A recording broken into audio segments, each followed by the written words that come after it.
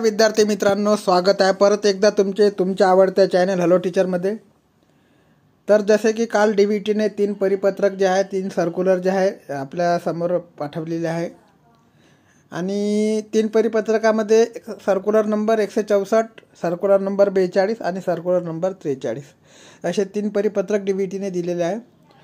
तर याच्यामध्ये तुम्हाला जे वेटिंग लिस्टवर विद्यार्थी आहेत त्यांच्या मनात भरपूर असे प्रश्न निर्माण झाले असेलच आणि मला चॅनलला सुद्धा रिप्लाय आलेले आहे। तर वेटिंग लिस्टच्या विद्यार्थ्यांना जे डॉक्युमेंट्स व्हेरिफिकेशनला परत चान्स दिला गेला आहे विद्यार्थ्यांना, त्याच्यामध्ये जे विद्यार्थी वेटिंग लिस्टवर आहे त्यांना काही फरक पडेल का, हा असा प्रश्न फार मोठा विद्यार्थ्यांना निर्माण झालेला आहे।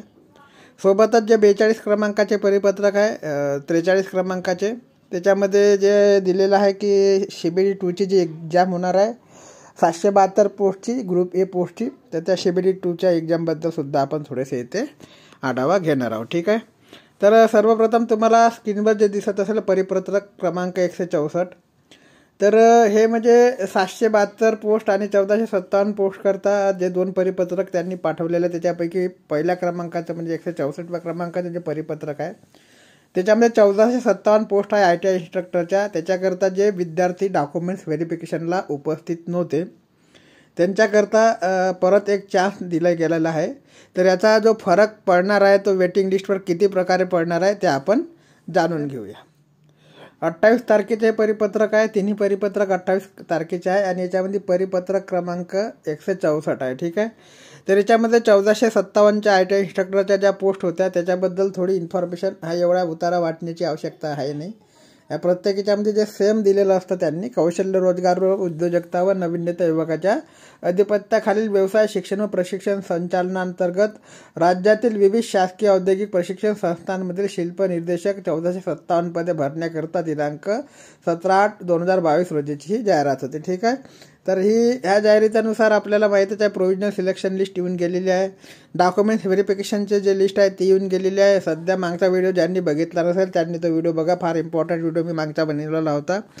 तर त्याच्यामध्ये तुम्हाला सांगितलेलं होतं मी की जे LDS केस आहे ते LDS केसची काय अपडेट असू शकते, भरतीचे स्टे येण्याचे, भरतीचा जो स्टे आहे तो उठण्याचे किती प्रकारचे चान्सेस आहे आणि कॅन्सल होण्याचे चान्सेस किती आहे, डॉक्युमेंट्स व्हेरिफिकेशनला किती विद्यार्थी उपस्थित आहे, सगळ्यावरती एक व्हिडिओ आपण ऑलरेडी मागं बघितलेला आहे। ठीक आहे, तर आता आपल्याला याच्यामध्ये बघायचा आहे तो म्हणजे महत्त्वाचा मुद्दा याच्यामध्ये बघा, हा जो पॅरेग्राफ आपला आहे, तात्पुरत्या निवड सूचीमधील उमेदवारांची प्रमाणपत्र कागदपत्र पडताळणी। ठीक आहे, तर डॉक्युमेंट्स व्हेरिफिकेशन दिनांक 18/12/2023 ते 22/12/2023 या कालावधीत आयोजित करण्यात आली होती। सदर दिवशी प्रमाणपत्र कागदपत्र पडताळणी करता अनुपस्थित म्हणजे जे उमेदवार अब्सेंट होते त्या उमेदवारांना परत कागदपत्र पडताळणीची एक अंतिम संधी देण्यात येत आहे। ठीक आहे, तरी सदर अनुपस्थित उमेदवारांनी दिनांक 1/1/2024 रोजी म्हणजे 1 तारखेला त्यांना बोलावण्यात आलेला आहे। 1/1/2024 रोजी दुपारी 1 वाजता व्यवसाय शिक्षण व प्रशिक्षण प्रादेशिक कार्यालय मुंबई द्वारा औद्योगिक प्रशिक्षण संस्था मुलुंड, नवीन इमारत 3रा मजला, बाळासाहेब ठाकूर वाडी, मिठागर रोड, मुलुंड, पूर्व मुंबई 81 येथे सोबतच्या प्रपत्रात नमूद प्रमाणपत्र कागदपत्राच्या मूळ प्रती, साक्षांकित झेरॉक्स प्रतीच्या 3 संच आणि लेटेस्ट पासपोर्ट साईज फोटो 3 प्रती वेळेवर घेऊन उपस्थित राहणे आवश्यक आहे। ठीक आहे, तर हा त्यांनी परत एक चान्स दिलेला आहे। आता ह्या चान्स किती प्रकारात विद्यार्थ्यांना परेशान करणार आहे जे वेटिंग लिस्टवर आहे त्यांच्याकरता आता मी तुम्हाला थोड्या वेळात सांगणारच आहे। त्याच्या अगोदर बघा तुम्ही इथे त्यांनी सांगितलं की प्रमाणपत्र कागदपत्र पडताळणी करता उमेदवारांनी व्यक्तिशः स्वखर्चाने उपस्थित राहायचे आहे आणि त्याच्यानंतर त्यांनी दिलेलं आहे की मूळ प्रमाणपत्र मूळ कागदपत्र सदर आवश्यक असलेले जे सर्व कागदपत्र आहे त्यांना घेऊनच तुम्हाला उपस्थित राहायचे आहे। ठीक आहे, याच्यानंतर प्रमाणपत्र कागदपत्र पडताळणी करता बोलण्यात आलेला याचा अर्थ तुमचं सिलेक्शन झालं असा होत नाही। ठीक आहे, याच्यानंतर उमेदवारांनी अनुभव प्रमाणपत्राचे प्रथम प्रत्यक्ष तपासणी करण्यात येईल, तसेच जात, दिव्यांग, अनाथ, नॉन क्रिमिनल इत्यादी प्रमाणपत्र कागदपत्र साक्षर अधिकाऱ्याच्या ज्या साईन शिक्क्यासोबत तुम्हाला पाहिजे राहते। ठीक आहे, नंतर जो सगळ्यात मोठा भेव विद्यार्थ्यांना जे विद्यार्थी बनावट कागदपत्र आणि खोट्या एक्सपिरियन्सचे आधार आले असेल त्यांना काळ्या यादीचं बहुतेक भेव जी भीती होती त्याच्यामुळे भरपूर काही विद्यार्थी जे असेल बनावट कागदपत्रांवाले जे उपस्थित राहिलेले नव्हते, त्याच्याकरता परत एक चान्स म्हणून तुम्हाला तो परिपत्रक काढून देण्यात आलेला आहे. परत डॉक्युमेंट्स व्हेरिफिकेशनचा जो आहे तो तुम्हाला हे चान्स त्यांनी DVTनी दिलेला आहे. ठीक आहे. आता ह्या सेकंड फेरीमध्ये परत डबल चान्स दिल्यानंतर जो आहे ते उमेदवारांना याच्यानंतर चान्स मिळणार नाही. ज्या पहिल्या उमेदवारांना आहे त्यांना डबल चान्स देण्यात येणार नाही आहे. सरळ तिथे DVTने सांगितलेलं आहे की जे उमेदवारांना परत दुसरा चान्स दिलेला आहे डॉक्युमेंट्स व्हेरिफिकेशनना, त्यांना याच्यानंतर कसल्याही प्रकारचा चान्स दिला जाणार नाही आणि पुढील भरती प्रक्रियेकरता त्यांना अपात्र ठरवले जाईल. ठीक आहे. आता याच्यावरती मी तुम्हाला हे सांगू इच्छितो की परिपत्रक क्रमांक 42 जे आहे ते जे आहे ते 772 पोस्टच्या संदर्भात आहे. ते पण 28 तारखेचा परिपत्रक क्रमांक आहे आणि याच्यामध्ये तुम्हाला सांगितलेलं गेलेलं आहे की 772 पोस्ट करता, जसं मी तुम्हाला मागच्या वेळी सांगितलं, फार कमी विद्यार्थी जे होते ते डॉक्युमेंट्स व्हेरिफिकेशनला उपस्थित होते, कारण की याच्या प्रत्येक ट्रेडकरता एक्सपिरियन्स कंपल्सरी त्यांनी मागितलेला होता. ठीक आहे. याच्यामध्ये जे वेटिंग लिस्टच्या विद्यार्थ्यांचे चान्स आहे, भरपूर चान्स आहे. वेटिंग लिस्ट क्लिअर होऊन सुद्धा भरपूर जागा रिकाम्या राहण्याचे चान्सेस आहेत. त्याच्यामुळे सेकंड सिलेक्शन लिस्टसुद्धा याची येऊ शकते. ITI इन्स्ट्रक्टरच्या बारातसुद्धा काही ट्रेडमध्ये ह्या बाबी आहेत. ITI इन्स्ट्रक्टरच्या बारात मी तुम्हाला कोणत्या ट्रेडला सेकंड जे सिलेक्शन लिस्ट आहे ती येऊ शकते, त्याच्याबद्दल मी पुढचा व्हिडिओ बनवणार आहे. इन्फॉर्मेशन गोळा करणे सुरू आहे. ठीक आहे. तर 772 पदाच्या संदर्भात सुद्धा जो आपण परिपत्रक क्रमांक याच्या अगोदरचं बघितलेलं होतं, सेम कंडिशन त्यांनी दिलेली आहे की तात्पुरत्या निवड सूचीमधील उमेदवारांचे प्रमाणपत्र कागदपत्र पडताळणी जे आहे ते उमेदवार अनुपस्थित होते त्यात, म्हणजे ह्या 772 पोस्टच्या पदाच्या संदर्भात त्यांचे जे दिनांक 30/11/2023 व 1/12/2023 रोजी आयोजित करण्यात आलेली होती डॉक्युमेंट्स व्हेरिफिकेशन, त्याच्यामध्ये जे विद्यार्थी अनुपस्थित होते त्यांना परत एक चान्स दिला जाणार आहे. आणि ॲड्रेस सेम आहे. ॲड्रेस कोणता आहे तर शिक्षण व प्रशिक्षण प्रादेशिक कार्यालय मुंबई द्वारा औद्योगिक प्रशिक्षण संस्था मुलुंड, नवीन इमारत, 3रा मजला, बाळासाहेब ठाकूर वाडी, मिठागर रोड, मुलुंड पूर्व, मुंबई 81 येथे. तुम्हाला ते 3 प्रत घेऊन, फोटोच्या 3 प्रत आणि सनच्या 3 प्रत असं घेऊन तुम्हाला तिथे उपस्थित राहायचे आहे. ठीक आहे. तर सदर दिवशी प्रमाणपत्र व कागदपत्र पडताळणी करता उपस्थित न राहिल्यास उमेदवारांचे नाव पद भरती प्रक्रियेच्या पुढील टप्प्यातून वगळण्यात येईल. जर या दिवशी सुद्धा तुम्हाला चान्स देऊन सुद्धा तुम्ही उपस्थित राहिले नाही तर पुढच्या प्रक्रियेत तुम्हाला सहभागी केले जाणार नाही. ठीक आहे. तसेच या संदर्भात कोणत्याही स्वरूपातील ऑनलाईन किंवा ऑफलाईन किंवा ईमेल, व्हॉट्सअप, SMS, टपालने, दस्तावेजाने जो बी तक्रारी केल्या जात असेल त्या मान्य केल्या जाणार नाही. ठीक आहे. म्हणजे कोणाला काही पर्सनल इश्यू असेल तर याच्यानंतर त्या मान्य केल्या जाणार नाही. एक चान्स ऑलरेडी तुम्हाला दिला जात आहे.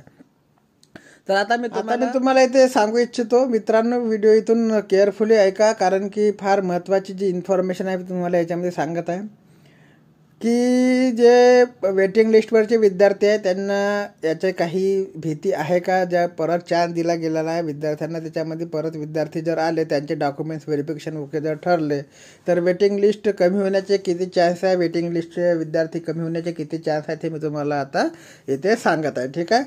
तर मी तुम्हाला सर्वप्रथम इथे सांगू इच्छितो की जे विद्यार्थी पहिल्या राऊंडला डॉक्युमेंट्स व्हेरिफिकेशनला गेलेले नव्हते, तर साहजिकच तुम्हाला माहीतच असेल की जर एवढी मोठी जी भरती आहे, एवढे मोठे भरती 2022 पासून जी भरती रगडत चाललेली आहे, त्या भरतीला डॉक्युमेंट्स व्हेरिफिकेशनला न जाणे शक्य होत नाही. म्हणजे कुठेही विद्यार्थी असेल तरी तो डॉक्युमेंट्स व्हेरिफिकेशनला देशाच्या कोणत्याही कानाकोपऱ्यातून पोहोचेल. ठीक आहे. ही पहिली बाब. आणि दुसरी बाब म्हणजे डॉक्युमेंट्स व्हेरिफिकेशनला विद्यार्थी न पोचण्याचं दुसरं कारण म्हणजे त्यांच्या पर्सनल प्रॉब्लेमसुद्धा असू शकते, पण मला वाटत नाही की पर्सनल प्रॉब्लेममुळे कोणता विद्यार्थी तिथे पोचणार नाही. 1-2 विद्यार्थी असू शकते. पूर्ण जे विद्यार्थी ॲबसेंट म्हणजे काही ट्रेडला फक्त 60% विद्यार्थ्यांची उपस्थिती होती, तर काही ट्रेडला 80% विद्यार्थी उपस्थित होते. 100% विद्यार्थी फक्त 1 किंवा 2 जागा ज्या ट्रेडला त्या ट्रेडला उपस्थित होते. ठीक आहे. तर अशा परिस्थितीमध्ये जर विद्यार्थी अनुपस्थित असेल तर त्याला सेकंड चान्स देण्याचे कारण म्हणजे तुम्ही समजू शकता की DVTला जे विद्यार्थ्याची भरती घ्यायची आहे त्याच्यामध्ये विद्यार्थी त्यांना पूर्णपणे उपलब्ध झालेले नाही आहे पहिल्या डॉक्युमेंट्स व्हेरिफिकेशनच्या राऊंडला. ठीक आहे. तर आता याच्यामध्ये सेकंड राऊंडला किती विद्यार्थी प्रेझेंट होऊ शकतात, तर याच्यामध्ये बघण्याची बाब अशी आहे की सेकंड राऊंडला सुद्धा विद्यार्थी प्रेझेंट होणार नाही असं माझ्या मते. का तर पर्सनल प्रॉब्लेम ज्यांचे असतील त्याचे त्याच्यापैकी फक्त 1 किंवा 2 विद्यार्थी पर्सनल प्रॉब्लेमवाले राहणार आहे डॉक्युमेंट्स व्हेरिफिकेशनला. म्हणजे जर 5% विद्यार्थी जरी आपण पकडले तर 5 विद्यार्थीचा समावेश पूर्ण याच्यातून होणार आहे. परंतु जे अनुपस्थित विद्यार्थी आहेत त्यांचा डॉक्युमेंट्स क्लिअर नाही, त्याच्यामुळे ते फेरीला उपस्थित झालेले नाही असा माझा अंदाज आहे. ठीक आहे. सर्वात मोठा प्रॉब्लेम जो येत आहे तुम्हाला एक्सपेन्स सर्टिफिकेटच्या बाऱ्यात येत आहे. आणि जर कोण्या विद्यार्थ्याचे फेक डॉक्युमेंट्स असतात त्याच्यामध्ये बघा, तुम्हाला एक महत्त्वाचा जो मुद्दा तुम्हाला सांगू इच्छितो की ज्यांच्याकडे फेक डॉक्युमेंट्स आहे, मी अगोदरच सांगितलेलं होतं तुम्हाला की ज्यांच्याकडे फेक डॉक्युमेंट्स असतील त्यांनी कृपया डॉक्युमेंट्स व्हेरिफिकेशनला जाऊ नका, असं मी तुम्हाला अगोदरचे 1-2 व्हिडिओ जेव्हा बनवले त्याच्यात सांगितले होते. त्याच्या मागचे कारण तुम्हाला सांगितलेलं होतं की उमेदवाराने जर खोटी किंवा बनावट डॉक्युमेंट्स बनवलेले असेल तर त्यांनी भरती प्रक्रियेला जाऊ नये, कारण की त्याच्यानंतर तुमचे जे नाव आहे ते काळ्या यादीत टाकले जाऊ शकते पकडल्यानंतर. काळी यादी म्हणजे काय, तर तुम्हाला हा भरती प्रक्रियेला तर ते बंदी घालणारच आहे. त्याच्यानंतर जेवढ्या पण DVT एक्झाम घेणार आहे त्या DVTच्या एक्झाममध्ये तुम्हाला अप्लाय करता येणार नाही, म्हणजे तुमचे नाव काळ्या यादीत जाणार आहे. ठीक आहे. तर अशा प्रकारची काळ्या यादीची भीती भरपूर विद्यार्थ्यांना असू शकते ज्यांनी बनावट कागदपत्र केले. सोबतच एक्सपेन्स सर्टिफिकेट बनवले जाऊ शकते डुप्लिकेट, परंतु त्याच्यासोबतच त्यांनी व्हेरीफाय करण्याकरता जे एक्सपेन्स सर्टिफिकेटच्या बाबतीत पेमेंट स्लिप आणि बँकेचे स्टेटमेंट मागितलेले होते, त्याच्यामुळे सुद्धा विद्यार्थ्यांची जी संख्या भरपूर प्रमाणात कमी झालेली आहे डॉक्युमेंट्स व्हेरिफिकेशनला. म्हणजे फेक डॉक्युमेंट्स फेक डॉक्युमेंट्स आणि फेक एक्सपिरियन्सचा जो प्रमाण आहे ते मोठ्या प्रमाणात जे आहे ते कमी झालेलं आहे, कारण की पेमेंट स्लिपसोबतच त्यांनी बँक स्टेटमेंटसुद्धा मागितलेलं आहे. ठीक आहे. तर याच्यामुळे सुद्धा विद्यार्थ्यांची संख्या कमी आहे. आता याच्यामध्ये प्रश्न असा उपस्थित होतो की आता जी सेकंड चान्स ज्यांना 1 तारखेला देण्यात आलेला आहे, 1/1/2024 रोजी जो नवीन वर्षाच्या पहिल्या दिवशी चान्स देण्यात आलेला आहे, त्याच्यामध्ये किती % विद्यार्थी उपस्थित राहू शकतात, तर माझ्या मते 5%च्या वर विद्यार्थी उपस्थित राहणार नाही. त्याच्यामुळे वेटिंग लिस्टवाल्यांना कसल्याही प्रकारचा धोका नाही आहे. ठीक आहे. कारण की डॉक्युमेंट्स जर रेडी असते तर विद्यार्थी पहिल्याच फेरीला कसेही करून उपस्थित राहिलेले असते.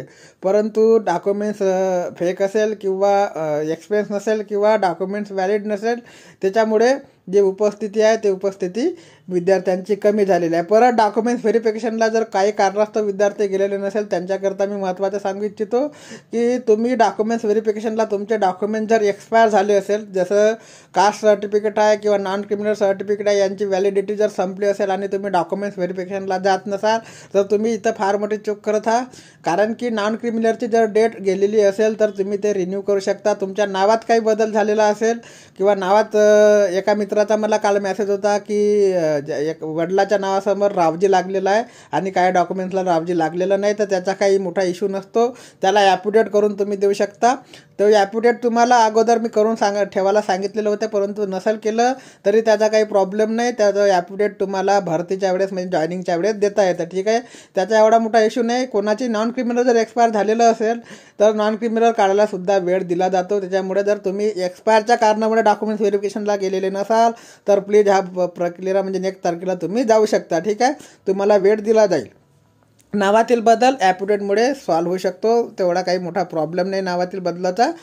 ठीक आहे. तर तुम्हाला जर काही कारणास्तव डॉक्युमेंट्स व्हेरिफिकेशनला जाता आले नसेल तर तुमच्यासाठी सुवर्ण संधी आहे, याला घालवू नका. वेटिंग लिस्टवाल्या विद्यार्थ्याबद्दल बोलायचं झालं मित्रांनो, तर वेटिंग लिस्टवाल्या विद्यार्थ्यांना सुद्धा जे चान्सेस आहे 100% चान्सेस आहे. मी मागच्या व्हिडिओमध्ये तुम्हाला सांगितलेलं आहे.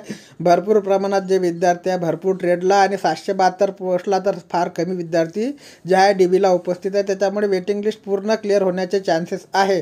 त्याच्यानंतर वेटिंग लिस्ट क्लिअर झाल्यानंतर सुद्धा तुम्हाला जे सेकंड सिलेक्शन लिस्ट आहे त्याचे सुद्धा चान्सेस येण्याचे आहे. ठीक आहे.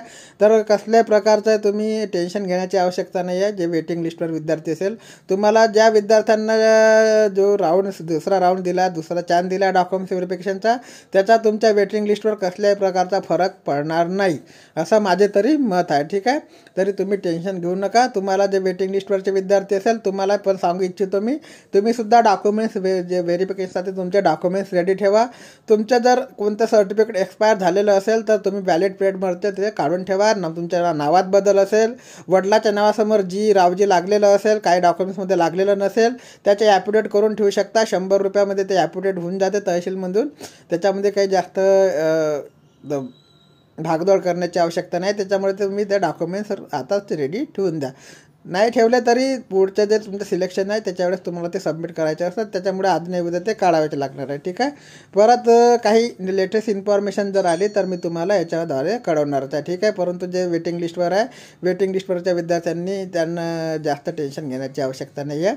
तुमचं जे सिलेक्शन आहे ते सिलेक्शनचे चान्सेस आहेत. ठीक आहे. परत काही तुमचे प्रश्न असेल तर तुम्ही प्रश्न व्हिडिओला विचारू शकतात. धन्यवाद. जय हिंद, जय महाराष्ट्र. सांगायची राहिली मित्रांनो ती म्हणजे जे ग्रुप एची CBT-2ची एक्झाम आहे त्याची डेट आलेली आहे. तुम्ही परिपत्रक वाचलेलंच असेल. परिपत्रक क्रमांक 43 आहे. मला कमेंट आलेल्या होत्या. मी म्हटलं होतं की काही दिवसातच ती एक्झाम येणार आहे, थोडा वेळ लागेल पण एक्झाम येणार आहे. त्या अनुषंगाने 28/12/2023चं जे परिपत्रक आहे, परिपत्रक क्रमांक 43, हे पूर्ण मी तुम्हाला इथे वाचून दाखवतो. कौशल्य, रोजगार, उद्योजकता व नवीनता विभागाच्या आधिपत्याखालील व्यवसाय शिक्षण व प्रशिक्षण संचालनांतर्गत राज्यातील विविध शासकीय संस्था कार्यालयातील गट क संवर्गातील विविध 772 पदे भरण्याकरिता ऑनलाईन पद्धतीने अर्ज मागवण्यात आले होते. दिनांक होती 16/2/2023. या संकेतस्थळावर म्हणजे DBTच्या संकेतस्थळावर ती जाहिरात प्रसिद्ध झालेली होती. त्या अनुषंगाने ग्रुप ए मधील पदाकरिता अर्ज केलेल्या उमेदवारांची सामायिक परीक्षा CBT-1 रविवार दिनांक 16/4/2023 रोजी घेण्यात आली होती. सामायिक परीक्षा CBT-1 मध्ये किमान 45 वर्षांगुण म्हणजे 54 गुण प्राप्त करून व्यावसायिक चाचणी CBT-2 करता पात्र उमेदवार करून दिनांक 10/8/2023 ते 21/8/2023 या कालावधीत व्यावसायिक चाचणी CBT-2 करता अर्ज स्वीकारण्यात आले होते. ठीक आहे. तर हे तुम्हाला माहीतच आहे. याच्यानंतर विहित शुल्कासह अर्ज केलेल्या उमेदवारांची व्यावसायिक चाचणी CBT-2ची एक्झाम जी आहे ती 21/1/2024 रोजी आयोजित करण्यात आलेली आहे. म्हणजे 21 तारखेला तुमची CBT-2ची एक्झाम आहे ग्रुप ए वाल्यांची. तर CBT-2ची एक्झाम जी आहे 772 पोस्टची ग्रुप ए वाल्यांची आहे. व्यावसायिक चाचणीकरता प्रवेशपत्र ॲडमिट कार्ड प्राप्त करून घेण्याकरता उमेदवारांना परीक्षेच्या किमान 7 दिवस आधी ईमेल लिंक उपलब्ध करून देण्यात येणार आहे. ठीक आहे. उमेदवारांनी सदर लिंकद्वारे त्यांचे व्यावसायिक चाचणीचे प्रवेशपत्र डाउनलोड करून घेणे आवश्यक राहील, तर उमेदवारांनी याची नोंद घ्यावी. तर तुमची जी CBT-2ची एक्झाम आहे त्याची तुम्ही आतुरतेने वाट पाहत होता, ती आलेली आहे आणि तुम्हाला याच्याकरता सगळ्यांना बेस्ट ऑफ लक. ठीक आहे. तर अशा प्रकारचा आहे आपला आजचा व्हिडिओ आहे. याच्यानंतर तुम्हाला काही अपडेट परत लागल्या किंवा काही तुमचे प्रश्न असेल तर तुम्ही चॅनलला विचारू शकता कमेंट करून. टेलिग्रामची लिंक मी मागच्या व्हिडिओमध्ये तुम्हाला द्यायला विसरलो होतो. या व्हिडिओमध्ये मी टेलिग्रामची लिंक तुम्हाला पाठवत आहे. ठीक आहे. टेलिग्राम चॅनलला सुद्धा तुम्ही जॉईन होऊ शकता. याच्यानंतर परत मी तुम्हाला सांगू इच्छितो की डॉक्युमेंट्स व्हेरिफिकेशनचा जो सेकंड राऊंड आहे त्याला तुम्ही काही कारणास्तव उपस्थित झाले नसाल तर तुम्ही जा. आणि ज्या विद्यार्थी वेटिंग लिस्टवर आहे त्यांनी टेन्शन घेऊ नका, तुमचे चान्सेस भरपूर प्रमाणात आहे.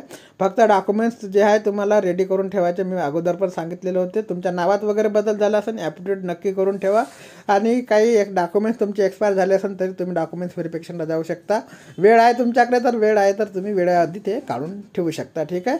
एवढा मोठा प्रॉब्लेम त्याचा नाही आहे. जसं नॉन क्रिमिनल एक्सपायर झालं असेल तुमच्या फॉर्म भरण्याच्या कालावधीत जे व्हॅलिड असेल नंतर एक्सपायर झालं असेल तर ते तुम्ही काढून ठेवू शकता. तेवढा मॅटर नसतो. ठीक आहे. त्याला वेळ दिला जातो काढण्यासाठी.